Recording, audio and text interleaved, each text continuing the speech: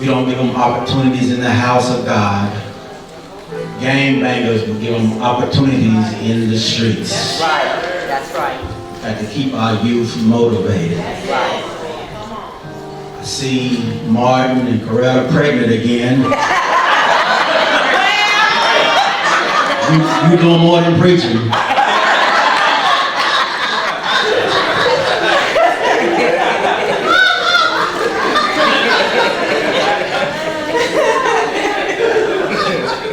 How many is this? Amen. All my family and friends that stand up who I invited today. Amen.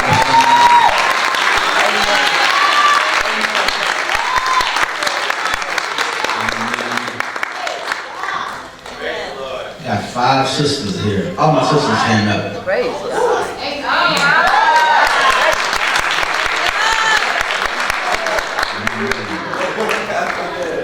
I raised them. When I was in the 3rd grade, living in Guthrie, Oklahoma, wasn't that much money coming in. So I got a job at the bowling alley, making $3 a night. And I would jump off the rail, get the pins and reset them, and jump back on the rail before the ball hits me. And I made $3 a night. My mother would say, stop at the store, get a pound of bologna, a loaf of bread, some sandwich bread, and some Kool-Aid. And she said, you can buy you a candy bar. So all my sisters, I raised them. They won't like how I raised them. They older than me too. They're older than me. That's the funny part. God is awesome God. Got 10 minutes before 12. Well, take your time. We ain't going nowhere. Let's see what we can do. Come on. Work. My assignment today can be found in the book of Mark, chapter 8, verse 22 through 26. Mark 8, verse 22 through 26. You should find these words. Then they came to a shadow. They brought a blind man to him and begged him to touch him. And he took the blind man by the hand and brought him out of the village, spitting on his eyes and laying his hands on him. He asked him, do you see anything? He looked up and said, I see people. They look to me like trees walking. And again, Jesus placed his hands on the man's eyes and he saw distinctively, and he was cured and could see everything clearly. And he sent him home saying, don't even go into the village. Do you see anything? For today, I want to talk about 2020 vision in 2020. 2020 vision in 2020. My brothers and sisters, the American Academy of Ophthalmologists reports there are 24.4 million people with cataracts. 2.7 million people over 40 has glaucoma. Prevent Blindness America says America spends $139 billion a year on eye care and surgery. The conclusion is easy. Everybody just want to see. Just want to see. everybody wants to see. And I come to you today saying that spiritually, we all want to see too. We all want to see spiritually just as bad as our physical eyes. We are spiritual people who need to see spiritual things. Glaucoma. They say glaucoma is an eye disease that affects the optic nerve. And over a period of time, you begin to go blind from your peripheral vision. Peripheral vision. Your peripheral vision is very important in seeing things. You can see straight forward, but you can't see on each side. And in the wild kingdom, it's very important to have peripheral vision. In the wild kingdom, where there's lions and tigers and bears.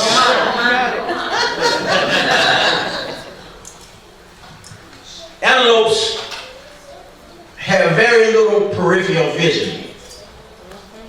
But when they are fighting each other, it's almost zero peripheral vision.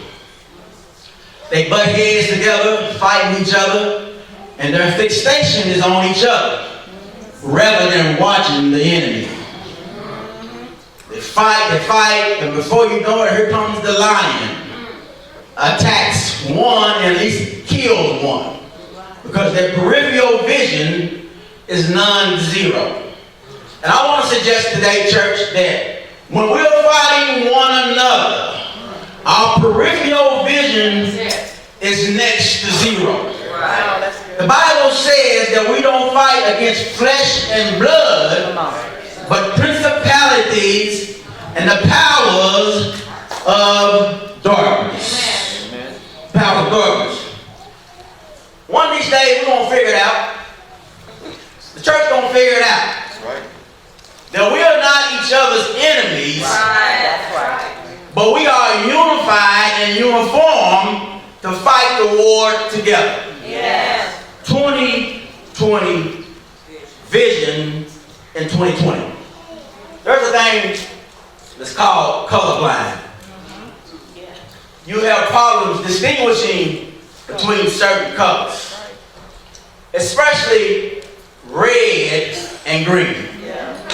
Have you ever been at a light and the light was green and the car in front of you didn't go? You began to honk your horn, go, go, go! They can't see the difference between colors. I want to say this spiritually. God has given you the green light, but you won't move. And somebody behind you is blowing, go! Go, the light is green. On your destiny walk, God's saying it's time now. It's a green light. It was red last year, but now it's green. Won't you go walk into your destiny? 2020 vision. You know, I like God because He actually shows you how He looks at you. God looks at us in potentiality, while man looks at the actuality. That's good. Man looks at your existing condition now. That's right. Yeah. What kind of shoes you're wearing, the clothes you have on your back, the car you driving, the home you live in. Then they make a decision. He's either all right, he either got it going on, or he don't. But God looks at our potentiality. He wants to see your capacity to grow. I love God because God looks at my potentiality, while man looks at my actuality. You know the story about King David.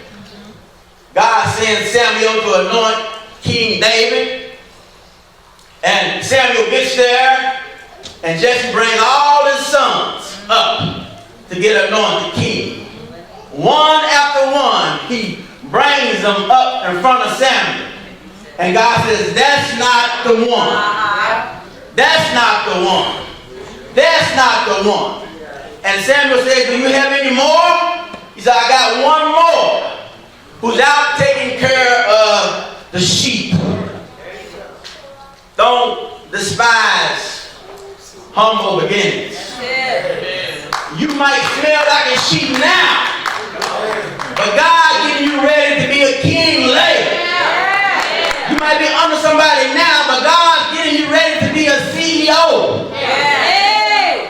2020 vision. My brothers and sisters, recently I started a vision board. Got a vision board. Want to start? Write the vision and make it plain. Write the vision and make it plain. And so on my vision board, there's a 10,000 square foot home, swimming pool, with a lot of women in the back. Just kidding, that was a joke. Y'all got to go having fun a little bit. Thank you. Loosen up the girdles.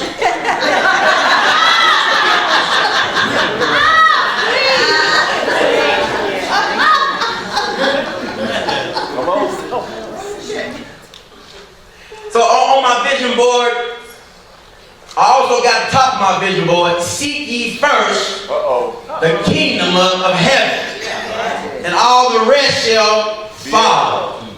See, long as you put God first, everything your heart desires, He'll bring it to pass.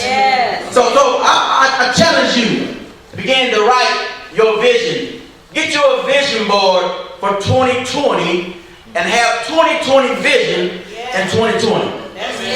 I'm moving fast. Here in the text, here is Jesus. They bring a blind man to Jesus. Now, it has to be at least two, teacher, because they said they. That means plural, right? I just passed the second grade. They say they bring him to Jesus. It's 2 plus the blind man equal 3. The Bible says when 2 or 3 gather together, He would be in the midst. You see, Jesus is already in the midst. But let me throw you a curveball for 2020. I want to suggest that you start pre-qualifying people you let in your life. You got to start qualifying, pre-qualifying people you let in your life in 2020. If you continue to move forward, you don't want anybody holding you back. One of the indicators, if they are spiritually have eyesight, is they see spiritually. That should be one of your pre-qualifiers. That they see spiritually. That should be one of your qualifiers. But look, what if the other 2 men were blind also? Then you'll have 3 blind men. Jesus said the blind cannot lead the blind. Make sure your friends you allow in your life are not blind. All 3 of y'all can't be blind. You remember the nursery rhyme?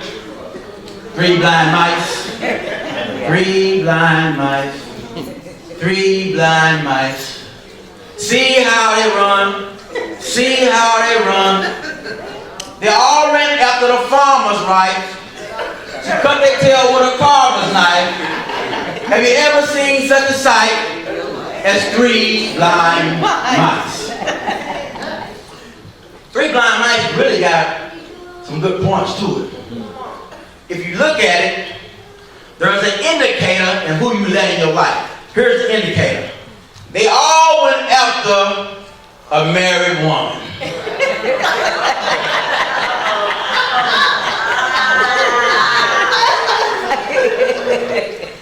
or if they were women, they all went up to married husband. Yeah.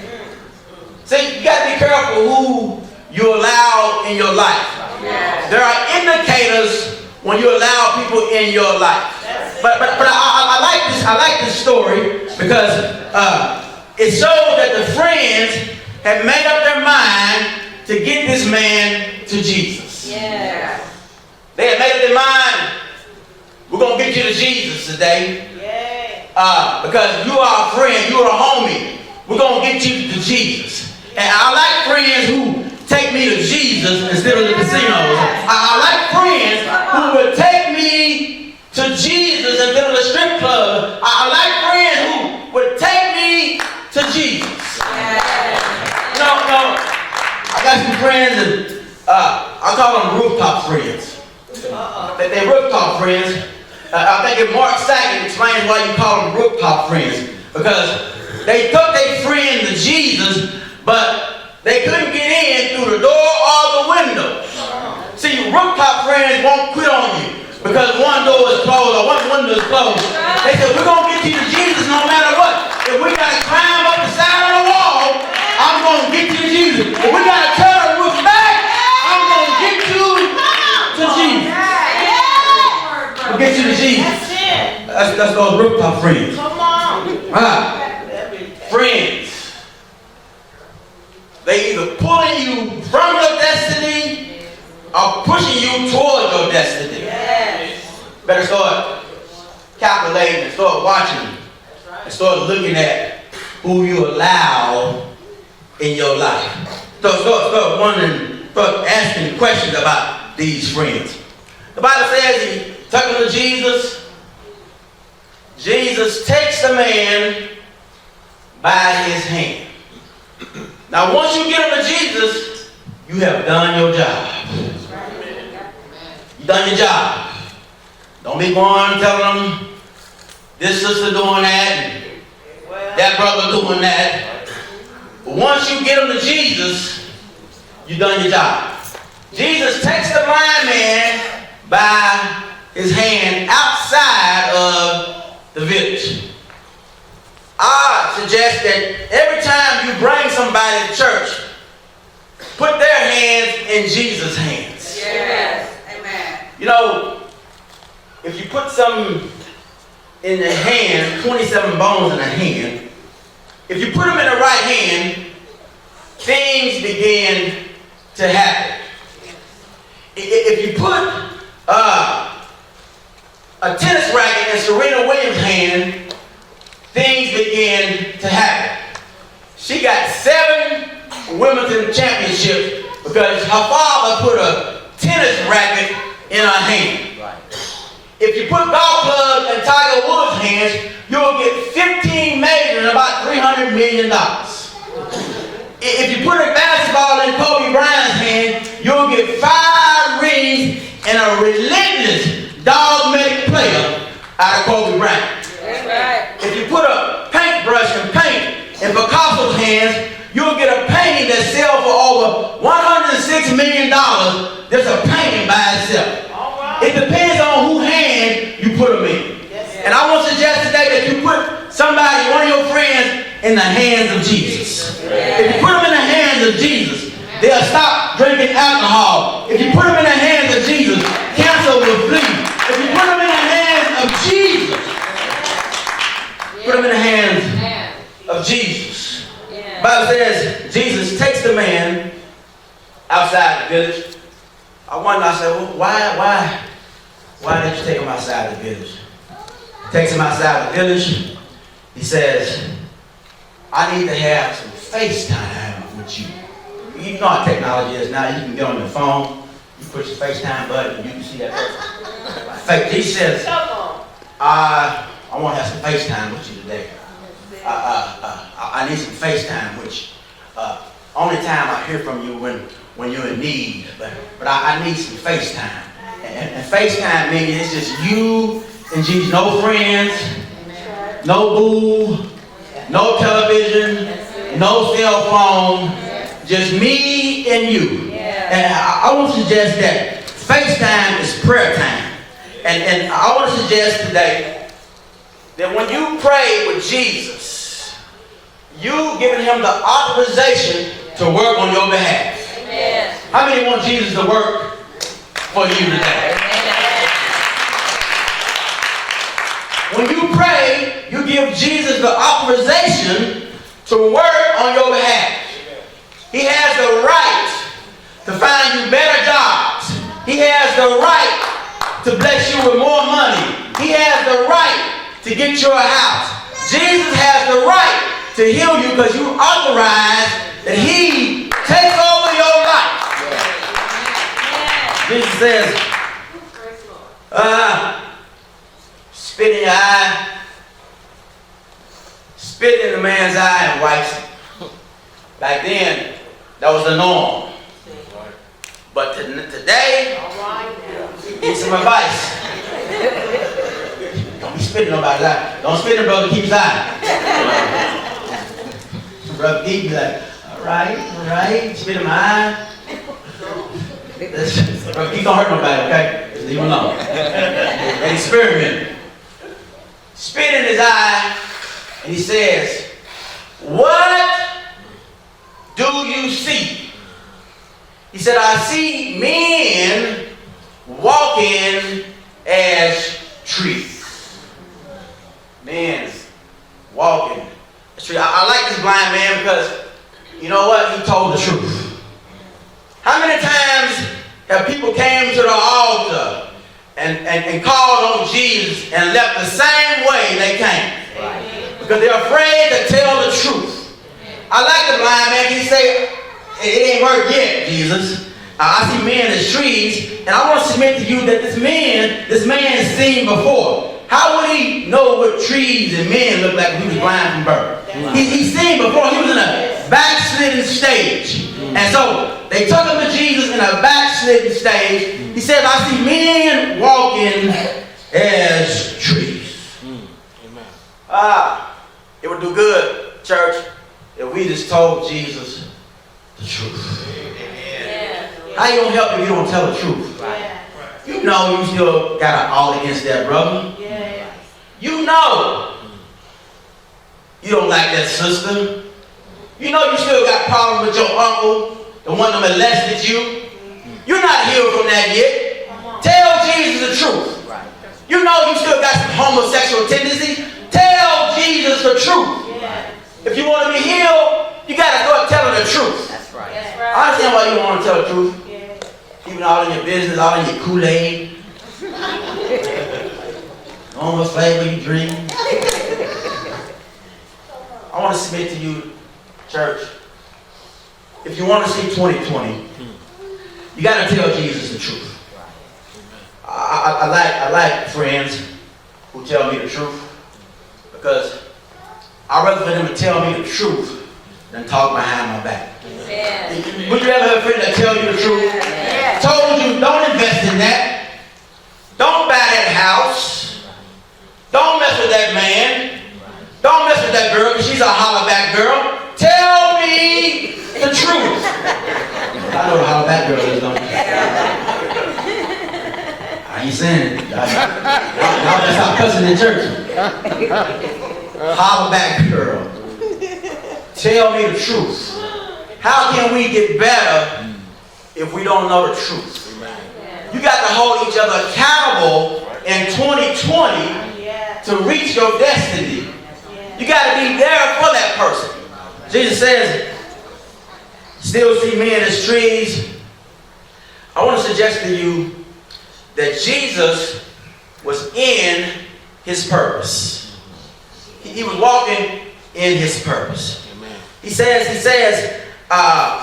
make a declaration in Luke chapter 4, verse 18. He says, the Spirit of the Lord is on me to proclaim the good news to the poor, set the captives free, and to restore sight to the blind. Jesus was purposely walking in purpose. That word purpose has a negative connotation most of the time. Let me show you. You did that on purpose. Y'all heard that before? Yeah. That's a negative connotation.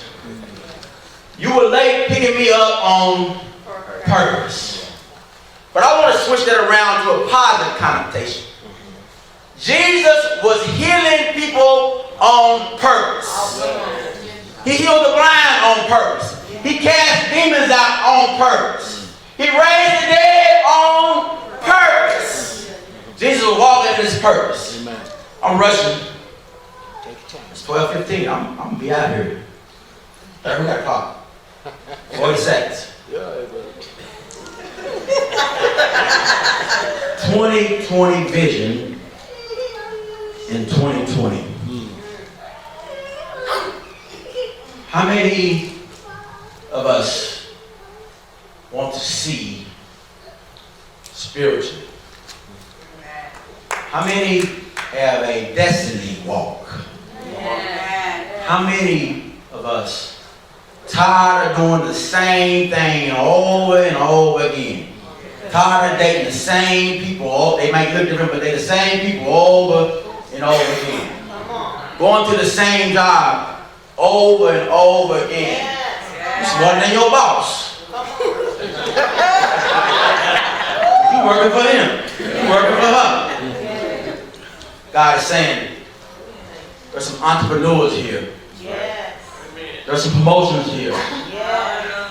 And he's saying today, seek 2020 in 2020. Amen. Amen.